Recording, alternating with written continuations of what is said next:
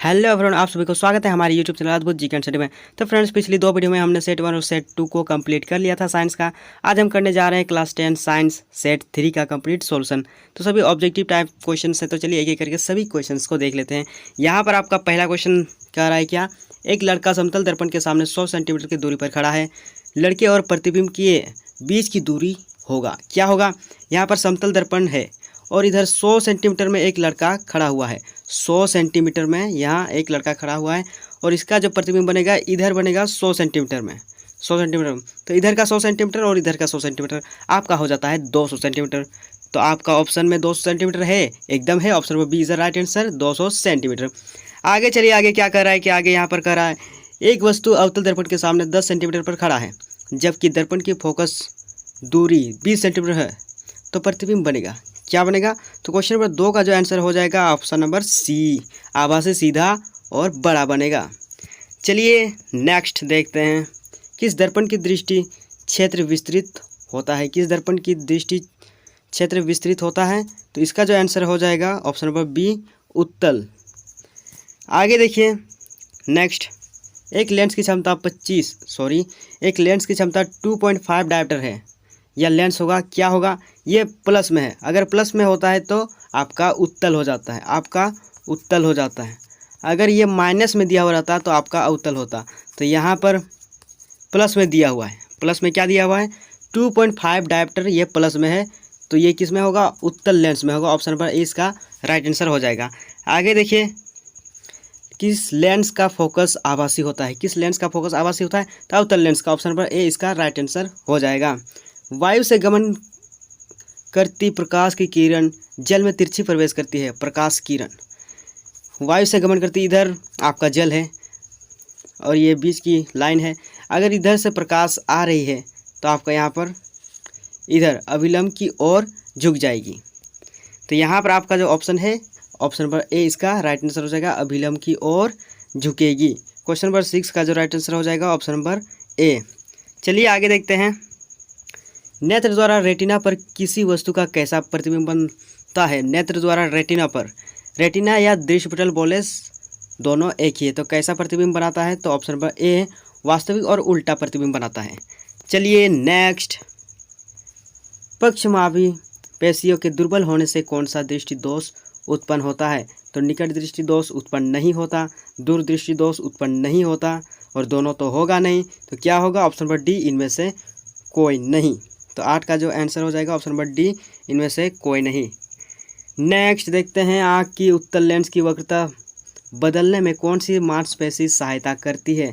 तो क्या करती है, तो ऑप्शन नंबर ए, सिलियरी करती है, सिलियरी। नेक्स्ट देखते हैं, नेत्र के किस भाग में प्रतिबिंब का निर्माण होता है। किस भाग पर प्रतिबिंब का निर्माण होता है, तो मैंने हर एक वीडियो में ये तो कहा ही होगा, पिछली सेट 1 और सेट 2 वीडियो में, कि आपका जो प्रतिबिंब बनता है दृष्टिपटल या फिर रेटिना बोले दोनों एक ही है। तो ऑप्शन नंबर ए इसका राइट आंसर हो जाएगा। विद्युत धारा किस यंत्र से मापा जाता है। तो विद्युत धारा अमीटर या एमीटर बोले, अमीटर या एमीटर, कोई भी ऑप्शन दिया हुआ रहेगा तो आपका वही आंसर हो जाएगा। तो यहाँ पर एमीटर दिया हुआ है, ऑप्शन नंबर बी इसका राइट आंसर हो जाएगा। प्रतिरोधकता का एसआई मात्रा क्या होता है, यानी यहाँ पर रो का एसआई मात्रा पूछा है, तो option number A, ohm metre, ohm metre आपका आंसर हो जाएगा। अगर आपका पूछता कि प्रतिरोध का ऐसा मतलब क्या है, तो आपका प्रतिरोध का ऐसा मतलब ओम होता है। तो यहाँ पर प्रतिरोधकता का, यानी रो बराबर पूछा है, आपका रो का ऐसा मतलब पूछा है, तो ओम मीटर हो जाएगा। चलिए आगे बढ़ते हैं, चुंबकीय क्षेत्र रेखाएं चुंबक के किस ध्रुव से प्रकट होती है। किस ध्रुव से प्रकट होती है, उत्तरी ध्रुव। ये आपका मैग्नेट है, ये आपका मैग्नेट है, तो आपका उत्तरी ध्रुव से प्रकट होती है, इधर से इधर आती है और इधर से इधर आती है। चलिए आगे बढ़ते हैं, निम्न में से कौन सा कथन सत्य है, कौन सा कथन सही है, ये आपको बताना है। तो C4SO4 जलीय विलयन का रंग नीला होता है, ये सही है। यहाँ पर Na2 नहीं होगा, NO2 होगा, NO2 होगा। तो यहाँ पर मिसप्रिंट है, तो NO2 गैस का रंग भूरा होता है, ये भी सही है। ये दोनों सही है, तो ऑप्शन नंबर सी इसका सही आंसर हो जाएगा। चलिए आगे बढ़ते हैं, चिप्स के पैकेट में विकृत गंधता से बचने के लिए कौन सी गैस डाली जाती है। चिप्स के पैकेट आप सभी लोग खाए होंगे और उसमें पता होगा कि ज़्यादातर कुरकुरे सब कभी नहीं गलता है या फिर वो कभी ख़राब नहीं होता है। तो किस कारण से खराब नहीं होता है? उसमें एक गैस डाली जाती है। क्या गैस डाली जाती है? हाइड्रोजन गैस डाली जाती है। ऑप्शन नंबर बी इसका राइट आंसर हो जाएगा। मीथेन का दहन उदाहरण है। मीथेन का दहन यानी ऊष्मा का उत्पन्न होना, और ऊष्मा का उत्पन्न होना में क्या होता है? ऊष्माक्षेपी का अभिक्रिया होता है। तो ऑप्शन नंबर ए इसका राइट आंसर हो जाएगा। दीवार पर सफेदी करने के लिए आप लोगों ने हर बार देखा होगा कि दीवार को पेंट करने से पहले सफ़ेद किया जाता है। तो किससे सफ़ेद किया जाता है? किससे सफ़ेद किया जाता है? तो वो सफ़ेद किया जाता है आपका कैल्शियम हाइड्रोक्साइड से। तो उसका सूत्र क्या होता है? Option number B CaOH2। प्राकृतिक सूचक का उदाहरण है। प्राकृतिक सूचक आपका क्या है? लिटमस पत्र है। ऑप्शन नंबर बी इसका राइट आंसर हो जाएगा। इनमें से कौन प्रबल क्षारक नहीं है? क्वेश्चन नंबर 19 क्या करा है कि इनमें से कौन प्रबल क्षारक नहीं है? तो क्या प्रबल क्षारक नहीं है? तो इसका जो आंसर हो जाएगा ऑप्शन नंबर डी, इनमें से कोई नहीं। इनमें से कोई नहीं हो जाएगा आंसर। चलिए आगे बढ़ते हैं।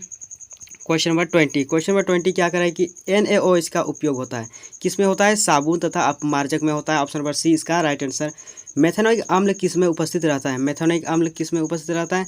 तो नेटल डंक में। नेटल डंक में। ऑप्शन नंबर बी इसका राइट आंसर। स्वतंत्र अवस्था में पाए जाने वाले धातु है। क्या है? गोल्ड है। स्वतंत्र अवस्था में पाए जाने वाले धातु गोल्ड है। तो चलिए आगे बढ़ते हैं। Question number 23। क्वेश्चन नंबर 23 देख सकते हैं कि क्या कर रहा है। धातु जल के साथ अभिक्रिया करके कौन सी गैस उत्पन्न करती है? धातु जब जल के साथ अभिक्रिया करती है तो कौन सी गैस उत्पन्न करती है? तो H2 यानी हाइड्रोजन। हाइड्रोजन गैस उत्पन्न करती है। ऑप्शन नंबर बी इसका सही आंसर हो जाएगा। स्वतंत्र अवस्था में पाए जाने वाला धातु है। क्या है? तो CuAgAu। मतलब कि क्वेश्चन नंबर 24 का जो आंसर हो जाएगा ऑप्शन नंबर डी। चलिए आगे बढ़ते हैं। आगे यहाँ पर देख सकते हैं कि स्वतंत्र अवस्था में पाए जाने वाले धातु हैं। क्या है वो धातु? तो कॉपर है। ऑप्शन नंबर डी इसका सही आंसर हो जाएगा। निम्न में से कौन सा कथन असत्य है? इसमें असत्य बताना है कि गलत कथन कौन सा है। तो ये सही कथन है, ये भी सही है, ये भी सही है, ये आपका गलत कथन है। तो क्वेश्चन नंबर 26 का जो आंसर हो जाएगा ऑप्शन नंबर डी, कार्बन में समवायता का गुण नहीं पाया जाता, ये आपका आंसर हो जाएगा। नेक्स्ट देखते हैं। आवर्त सारणी में बाईं से दाईं ओर जाने पर निम्न प्रवृत्ति दिखाई पड़ती है। क्या दिखाई पड़ती है? तो क्वेश्चन नंबर 27 का जो आंसर हो जाएगा ऑप्शन नंबर बी, संयोजकता में वृद्धि होती है। अगर दाईं से बाईं ओर जाने पर, बाईं से दाईं ओर जाने पर आपका संयोजकता में वृद्धि होती है, और दाईं से बाईं ओर आने पर घटता है। तो चलिए आगे बढ़ते हैं। पादप में जल का वहन के लिए उत्तरदायी है। क्या उत्तरदायी है? तो क्वेश्चन नंबर 28 का जो आंसर हो जाएगा ऑप्शन नंबर ए, जाइलम उत्तरदायी है। मछली के हृदय में कितने कोष्ठ होते हैं? मछली के हृदय में कितने कोष्ठ होते हैं? तो कोष्ठों की संख्या कितनी है? 2 है। ऑप्शन नंबर ए इसका राइट आंसर हो जाएगा। निम्न में से किसका संबंध उत्सर्जन तंत्र से है?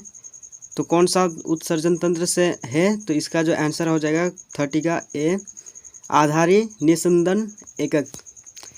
रक्तदाब किस तंत्र से पाया जाता है? रक्तदाब किस तंत्र से पाया जाता है? तो ये आपका पाया जाता है ऑप्शन नंबर ए, स्काइगमोमैनोमीटर। कौन सा हार्मोन अधिवृक्क ग्रंथि से स्रावित होती है? अधिवृक्क ग्रंथि से स्रावित होती है, कौन सा हार्मोन है? तो ये आपका ऑप्शन नंबर बी, एड्रिनलिन है। वृद्धि हार्मोन कहाँ से स्रावित होती है? तो पीयूष ग्रंथि से। ऑप्शन नंबर ए इसका राइट आंसर। विषाणु जनित रोग है, क्या है? HIV AIDS, इसका आपका ऑप्शन नंबर ए सही हो जाएगा। नेक्स्ट देखते हैं कि प्लेसेंटा की संरचना होती है। प्लेसेंटा की क्या संरचना होती है? तो ऑप्शन नंबर ए, तस्त्री नुमा होती है। चलिए आगे बढ़ते हैं। निम्न में से कौन जीवाश्म का उदाहरण है? इसका जो आंसर हो जाएगा ट्राइलोबाइट, नाइटिया, राजासोरस, इसका जो आंसर हो जाएगा ऑप्शन नंबर डी, सभी। निम्न में से कौन बौने पौधे को दर्शाता है?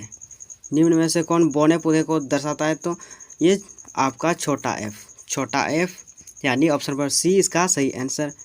ग्लोबल वार्मिंग वैश्विक उरामन के लिए उत्तरदायी गैस है।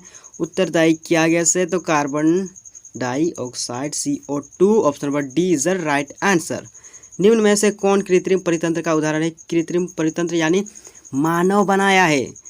तो खेत तो मानव ही बनाया है, बागवानी भी मानव ही बनाया है। तो क्या हो जाएगा आंसर? ऑप्शन नंबर सी, दोनों। लास्ट क्वेश्चन यहाँ पर बचता है क्या कि बायोगैस का मुख्य घटक है। बायोगैस का क्या मुख्य घटक है, तो ये आपका क्वेश्चन नंबर 40 का जो आंसर हो जाएगा ऑप्शन नंबर सी CH4। इसी के साथ साइंस का सेट 3 भी कंप्लीट हो जाता है और नेक्स्ट वीडियो में हम लोग देखने वाले हैं साइंस का सेट 4। तो मिलते हैं नेक्स्ट वीडियो में, तब तक के लिए जय हिंद जय भारत, धन्यवाद।